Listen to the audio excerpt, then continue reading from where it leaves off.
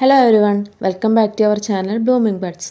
നമുക്ക് ഇന്ന് 3ാം ക്ലാസ്സിലെ പലഹാരപ്പൊതി എന്ന മലയാളത്തിലെ 2ാമത്തെ യൂണിറ്റ് പഠിച്ചാലോ?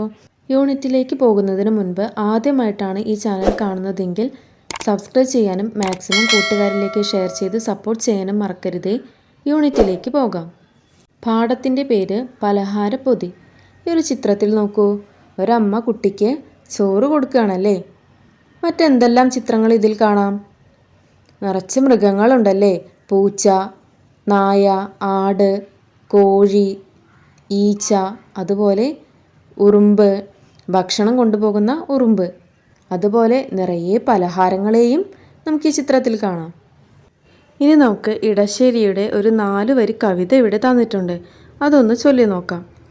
കാച്ചിയ മോരൊഴിച്ചൊപ്പി വടിച്ചിട്ടു, കാക്കിയെ പൂച്ചയെ പാട്ടുകൾ പാടിയിട്ടു, മാനത്തമ്പിളി മാമനെ കാട്ടിയിട്ടു, മാമു കൊടുക്കുന്നു നങ്ങേലി. നങ്ങേലിയുടെ കുട്ടിക്ക് കാച്ചിയ മോരൊക്കെ ഒഴിച്ച് ചോറ് കൊടുക്കുകയാണ്. എന്തൊക്കെ കാണിച്ചു കൊടുത്തിട്ടാണ് ചോറ് കൊടുക്കുന്നത്? കാക്കേനെയും പൂച്ചേനെയും മാനത്തെ അമ്പിളിമാമനെയൊക്കെ കാണിച്ചു കൊടുത്തിട്ടാണ് നങ്ങേലി കുട്ടിക്ക് ചോറ് കൊടുക്കുന്നത്. അപ്പോൾ നമ്മുടെ ഈ പാഠവും അതുപോലെ ഈ കവിതയും പോലെ തന്നെ ആഹാരവുമായി ബന്ധപ്പെട്ട കാര്യങ്ങളാണ് നമുക്ക് ഇതിൽ പഠിക്കാനുള്ളത്. ഇനി നമുക്ക് ഞാനല്ല എന്ന കവിത കൂടി നോക്കാം. അതിനു മുൻപ് ഈ ചിത്രം നോക്കൂ. ചിത്രത്തിൽ നിങ്ങൾക്ക് എന്തെല്ലാം കാണുന്നുണ്ട്? ഒരു ചെറിയ വീട് കാണാം അല്ലേ? അതിനു മുന്നിൽ കളിക്കുന്ന 2 കുട്ടികളെ കാണാം. 2ാമത്തെ ചിത്രത്തിൽ നോക്കൂ. അതിൽ ആ ആൺകുട്ടി എന്തൊക്കെയോ പലഹാരങ്ങൾ കഴിക്കുന്നുണ്ട്. ആ പെൺകുട്ടിയോ എന്തോ സങ്കടം വന്ന് നിൽക്കുന്ന പോലെയുണ്ട് അല്ലേ? എന്താണ് ഈ ചിത്രത്തിലൂടെ അർത്ഥമാക്കുന്നത് എന്ന് നമുക്ക് ഈ കവിതയിലൂടെ പരിചയപ്പെടാം. ഞാനല്ല. പേരയ്ക്ക പഴുത്തപ്പോൾ നിറമാദ്യം കണ്ടതും കൈചൂണ്ടി പറഞ്ഞതും ഞാനല്ലേ. മാമ്പഴം മണത്തപ്പോൾ മൂക്കാദ്യം വിടർത്തതും കൈനീട്ടി ചാടിയതും ഞാനല്ലേ. നെയ്യപ്പം വെന്തപ്പോൾ നാക്കു നുണച്ചതും ഒളിക്കണ്ണാൽ നോക്കിയതും ഞാനല്ലേ. പേരയ്ക്ക പറിച്ചതും കറുമുറ തിന്നതും മാമ്പഴം മുറിച്ചതും ഗുളുകുള തിന്നതും നെയ്യപ്പം കടിച്ചതും കശകശ തിന്നതും ഞാനല്ല കുഞ്ഞേട്ടൻ. ലളിത ലെനിൻ്റെ ഒരു കുട്ടി കവിതയാണ് ഇത്. അപ്പോൾ ഈ കവിതയിൽ 2 കഥാപാത്രങ്ങൾ ആരൊക്കെയാണ് മക്കളെ? ഒരു കുഞ്ഞേട്ടനും ഒരു കുഞ്ഞനിയത്തിയുമാണല്ലേ. പേരയ്ക്ക പഴുത്ത് നിറം മാറിയപ്പോൾ ആദ്യം കണ്ടത് ആരാണ്? അനിയത്തിയാണ്. മാമ്പഴം പഴുത്ത് മണം വന്നപ്പോഴോ അതും ആദ്യം അറിഞ്ഞത് അനിയത്തിയാണല്ലേ. നെയ്യപ്പം വെന്തപ്പോഴും ആദ്യം ഒളിക്കണ്ണാൽ നോക്കിയതും ആരാ? അതും അനിയത്തിയാണ്. അങ്ങനെ എല്ലാതും ആദ്യം കണ്ടത് അനിയത്തിയാണ്. പക്ഷെ ഇതെല്ലാം ആദ്യം കഴിച്ചതാരാണ്? പേരയ്ക്ക പറിച്ചതും കറുമുറ തിന്നതും മാമ്പഴം തിന്നതും നെയ്യപ്പം കടിച്ചു തിന്നതൊക്കെ ആരാണ്? കുഞ്ഞേട്ടനാണല്ലേ. ഇവിടെ അനിയത്തി ഇതെല്ലാം കണ്ടെങ്കിലും ആദ്യം കഴിച്ചത് കുഞ്ഞേട്ടനാണ്. ഇനി നമുക്ക് ഈ കവിതയിൽ തന്നിരിക്കുന്ന ചോദ്യങ്ങൾ നോക്കാം. കവിത ഈണത്തിൽ ചൊല്ലി നോക്കൂ. നമുക്ക് കവിത ഏത് ഈണത്തിലും താളത്തിലും വേണമെങ്കിൽ ചൊല്ലാം അല്ലേ? അങ്ങനെയെങ്കിൽ കൂട്ടുകാർ സ്വയം ഒരു ഈണം കണ്ടെത്തി ക്ലാസ്സിൽ ചൊല്ലി നോക്കണേ. അടുത്ത ചോദ്യം നോക്കാം. ഞാനല്ല എന്ന് കുട്ടി വീണ്ടും പറയാൻ കാരണം എന്താവും? പഴുത്ത പേരയ്ക്ക ആദ്യം കണ്ടതും മാമ്പഴം പഴുത്ത മണം വന്നപ്പോൾ ആദ്യം അറിഞ്ഞതും അടുക്കളയിൽ നെയ്യപ്പം വെന്തപ്പോൾ ആദ്യം അറിഞ്ഞതും അനിയത്തിയാണ്. എന്നാൽ അവൾക്ക് ഇതൊന്നും ആദ്യം തിന്നാൻ കിട്ടുന്നില്ല. എല്ലാം ആദ്യം കിട്ടിയത് കുഞ്ഞേട്ടനാണ്.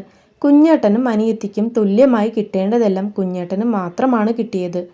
ഇതൊന്നും അവളല്ല കഴിച്ചത് എന്ന് തറപ്പിച്ചു പറയാൻ വേണ്ടിയാണ് ഞാനല്ല എന്ന് അവൾ വീണ്ടും പറഞ്ഞത്. അടുത്ത ചോദ്യം നോക്കാം. നിങ്ങൾക്ക് എപ്പോഴെങ്കിലും ഈ കവിതയിലെ ചേട്ടൻ്റെയോ അനിയത്തിയുടെയോ അവസ്ഥയുണ്ടായിട്ടുണ്ടോ? കൂട്ടുകാരെ, ഏട്ടനോ അനിയത്തിയോ അല്ലെങ്കിൽ ചേച്ചിയോ അനിയത്തിയോ ഉള്ള വീടുകളിലെല്ലാം ഇത്തരം അവസ്ഥകൾ സാധാരണമാണല്ലേ.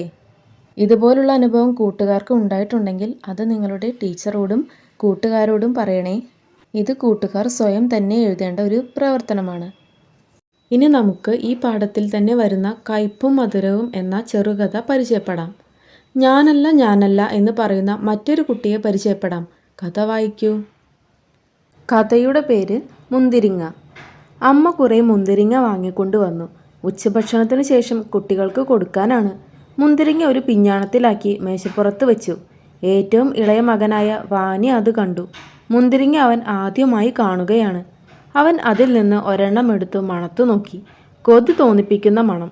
മണത്തിട്ടും അവന് മതി വന്നില്ല. അവൻ അത് മണത്തുകൊണ്ടേയിരുന്നു. ഒരു മുന്തിരിങ്ങ തിന്നണമെന്ന് വാനിക്കു കലശലായ മോഹം. മുന്തിരിങ്ങയുടെ ചുറ്റും പറ്റിക്കൂടി നടന്നു. പിന്നെ മുറിയിൽ ആരുമില്ലാത്ത തക്കം നോക്കി അവൻ ഒരു മുന്തിരിങ്ങ എടുത്തു തിന്നു. ഭക്ഷണത്തിനുള്ള സമയമായി. അമ്മ വിളിച്ചു പറഞ്ഞു, മക്കളെ, ഊണിന് സമയമായി, എല്ലാവരും വന്നോളൂ, അച്ഛനെയും വിളിച്ചുകൊള്ളൂ. അച്ഛനും കുട്ടികളും വന്ന് തീന്മേശയ്ക്ക് ചുറ്റുമിരുന്നു. അമ്മയ്ക്കൊരു സംശയം. മുന്തിരിങ്ങയിൽ ആരോ കൈവച്ചിരിക്കുന്നു. അവരത് എണ്ണി നോക്കി. ഒരെണ്ണം കുറവ്. അമ്മ ചോദിച്ചു, മക്കളെ, നിങ്ങൾ ആരെങ്കിലും മുന്തിരിങ്ങ എടുത്തു തിന്നോ? ഒരെണ്ണം കുറവുണ്ടല്ലോ. എല്ലാ കുട്ടികളും ചേർന്ന് വിളിച്ചു പറഞ്ഞു. ഇല്ല ഇല്ല. വാനിയുടെ മുഖം ചെമ്പരത്തിപ്പൂ പോലെ ചുവന്നു. അവനും വിളിച്ചു പറഞ്ഞു, ഇല്ല, ഞാൻ മുന്തിരിങ്ങ തിന്നില്ല. അപ്പോൾ അച്ഛൻ പറഞ്ഞു, നിങ്ങൾ ആരും മുന്തിരിങ്ങ തിന്നില്ല എന്ന് പറയുന്നു. അപ്പോൾ പിന്നെ ഒരു മുന്തിരിങ്ങ എവിടെ പോയി? ഒരെണ്ണം ആരെങ്കിലും എടുത്തിരിക്കുമെന്ന് തീർച്ച. കുട്ടികളല്ലേ, നല്ല മുന്തിരിങ്ങ കണ്ടാൽ കൊതി വരും. ഒരെണ്ണം എടുത്തു തിന്നു എന്നും വരും. അതൊരു തെറ്റല്ല. ഞാൻ നിങ്ങളെ ആരെയും കുറ്റപ്പെടുത്തുന്നില്ല. പക്ഷേ ഒരു കാര്യം ഓർത്ത് എനിക്ക് പേടിയാകുന്നു. മുന്തിരിങ്ങ തിന്നയാൾ വലിയ കുഴപ്പമാണ് കാണിച്ചിരിക്കുന്നത്. മുന്തിരിങ്ങയിൽ ഒരു കുരുവുണ്ട്. അറിയാതെ ആരെങ്കിലും കുരു വിഴുങ്ങിയിട്ടുണ്ടെങ്കിൽ നാളത്തേക്ക് അവൻ മരിച്ചു പോകും. അതോർത്താണ് എനിക്ക് പേടി. അത് കേട്ടപ്പോൾ വാനിയുടെ മുഖം വിളറി. അവൻ വിളിച്ചു പറഞ്ഞു, ഞാൻ കുരു തിന്നില്ലച്ചാ. ഞാൻ അത് ജനലിൽ കൂടി പുറത്തേക്ക് എറിഞ്ഞു കളഞ്ഞു. അത് കേട്ട് അച്ഛനും അമ്മയും കുട്ടികളും ചേർന്ന് ചിരിച്ചു. എന്നാൽ വാനി ചിരിച്ചില്ല. അവൻ കരഞ്ഞു. ടോൾസ്റ്റോയ് കഥകളാണ് ഇത്. ഇത് മലയാളത്തിലേക്ക് വിവർത്തനം ചെയ്തത് KN ദാമോദരൻ നായർ. ഇനി നമുക്ക് ഈ പാഠഭാഗത്ത് വരുന്ന ചോദ്യങ്ങളും ഉത്തരങ്ങളും നോക്കാം. ആദ്യത്തെ ചോദ്യം, വീട്ടിലെല്ലാവരും ചിരിച്ചപ്പോഴും വാന കരയാൻ എന്താവും കാരണം? അതിന് ഉത്തരം എന്താണ് മക്കളെ?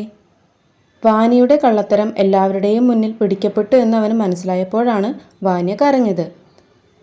അടുത്ത ചോദ്യം നോക്കാം. ഈ കഥയിൽ നിങ്ങൾക്ക് ഏറ്റവും ഇഷ്ടപ്പെട്ട കഥാപാത്രം ആരാണ്? എന്തുകൊണ്ട്? ഈ ഒരു കഥയിൽ കൂട്ടുകാർക്ക് ഏറ്റവും ഇഷ്ടപ്പെട്ട കഥാപാത്രം ആരാണ്? അച്ഛനെയാണോ വാനയെയാണോ? ആരെയാണ് കൂടുതൽ ഇഷ്ടമായതെങ്കിൽ അത് എഴുതണേ. എനിക്ക് ഇവിടെ ഈ കഥയിൽ ഇഷ്ടമായത് അച്ഛനെയാണ്. അതിന് നമുക്ക് ഇങ്ങനെ എഴുതാം, എനിക്ക് കൂടുതൽ ഇഷ്ടമായ കഥാപാത്രം അച്ഛനെയാണ്. കാരണം മക്കളിൽ ആരോ ഒരാൾ കള്ളത്തരം ചെയ്തു എന്ന് അച്ഛന് മനസ്സിലായി. കള്ളത്തരം ചെയ്ത ആളെ കണ്ടെത്തിയതോ ഒരു സൂത്രത്തിലൂടെയും. വേണമെങ്കിൽ അച്ഛന് വാനിയെ ശിക്ഷിക്കാമായിരുന്നു. പക്ഷെ അദ്ദേഹം അത് ചെയ്തില്ല. വാനിയുടെ ഒരു കുസൃതിയായി അദ്ദേഹം അതിനെ കണ്ടു. ഈ കാരണങ്ങൾ കൊണ്ടാണ് കേട്ടോ എനിക്ക് അച്ഛനെ കൂടുതൽ ഇഷ്ടമായത്. ഇതുപോലെ കൂട്ടുകാർക്ക് ആരേനെയാണ് കൂടുതൽ ഇഷ്ടമായതെങ്കിൽ അത് എഴുതാം. അടുത്ത ചോദ്യം നോക്കാം. അച്ഛൻ പ്രയോഗിച്ച സൂത്രം നിങ്ങൾക്ക് ഇഷ്ടമായോ? എന്തുകൊണ്ട്? കൂട്ടുകാർക്ക് ഇഷ്ടമായോ ഈ ഒരു കഥയിൽ അച്ഛൻ പ്രയോഗിച്ച സൂത്രം? എങ്കിൽ നമുക്കതിനെ ഇങ്ങനെ എഴുതാം, എനിക്ക് വാനിയുടെ അച്ഛൻ പ്രയോഗിച്ച സൂത്രം ഇഷ്ടമായി. കാരണം മക്കളെ ശകാരിക്കുകയോ തല്ലുകയോ ചെയ്യാതെ അദ്ദേഹം തന്ത്രപൂർവ്വം കാര്യങ്ങൾ കൈകാര്യം ചെയ്തു.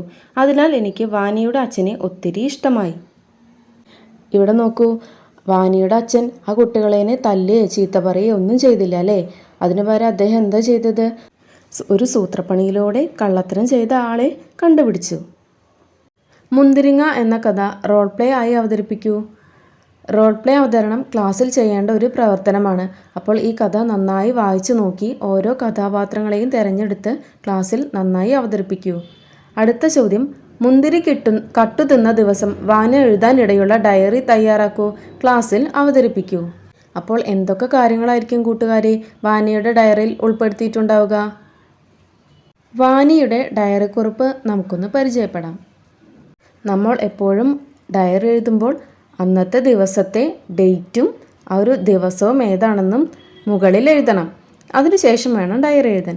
അപ്പോൾ ഇവിടെ ഇന്നത്തെ ഡേറ്റ് ഞാൻ കൊടുത്തിട്ടുണ്ട്, ദിവസവും കൊടുത്തിട്ടുണ്ട്. ഇനി നമുക്ക് ഡയറി നോക്കാം. ഇന്നത്തെ ദിവസം എനിക്ക് ഒരിക്കലും മറക്കാൻ കഴിയില്ല.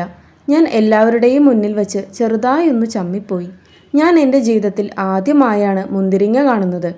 മുന്തിരിങ്ങ എന്ന് കേട്ടിട്ടുണ്ടെങ്കിലും ആദ്യമായാണ് അതിൻ്റെ രുചി അറിയുന്നത്. നല്ല കൊതിപ്പിക്കുന്ന മണമായിരുന്നു അതിന്.